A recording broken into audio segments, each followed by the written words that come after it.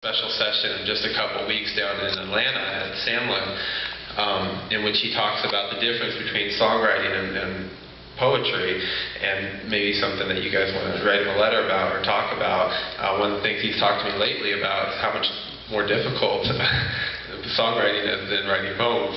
He said poetry is easy, which I kind of found disconcerting because I have such a hard time doing it.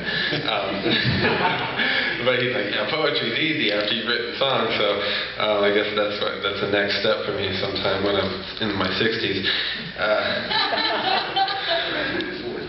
40s?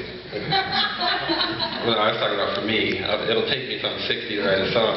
For you, you were 3 when you wrote your first song? Yeah. As a singer-songwriter, Stoney has been performing for more than 50 years. Since he first sang on the radio program at age 8, that was a religious radio program, which he notes, and as a rising young evangelist, a rising young evangelist named Billy Graham preached on the same program. In the early 60s, Stoney was a featured club act 6 nights a week on Bourbon Street. In the later 60s, he worked at the clubs of Nashville and tried to sell his songs on Music Row while he earned his PhD at Vanderbilt. His early musical life on the road is evoked by Jerry Jeff Walker's hit song, Stoney. I encourage you all to go iTunes that song later. It's a great song. Concerning his poetry, Billy Collins has said that his book, Cafe Millennium, performs an act of verbal hypnosis on its reader.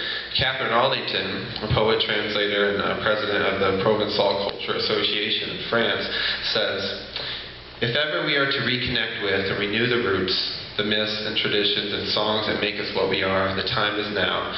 Through Stoneback's poems, I hug these songs to my heart." Dave Smith says of his homage to Robert Penn Warren, the poem is a delight, great to read, a rumble of energy all the way through. And last but not least, Donald Junkins, who read here last year, or earlier this spring, says, "The adept poet of architectural substance gives us the simplicity and profundity of water, earth, and stone." I give to you H.R. Stoneback.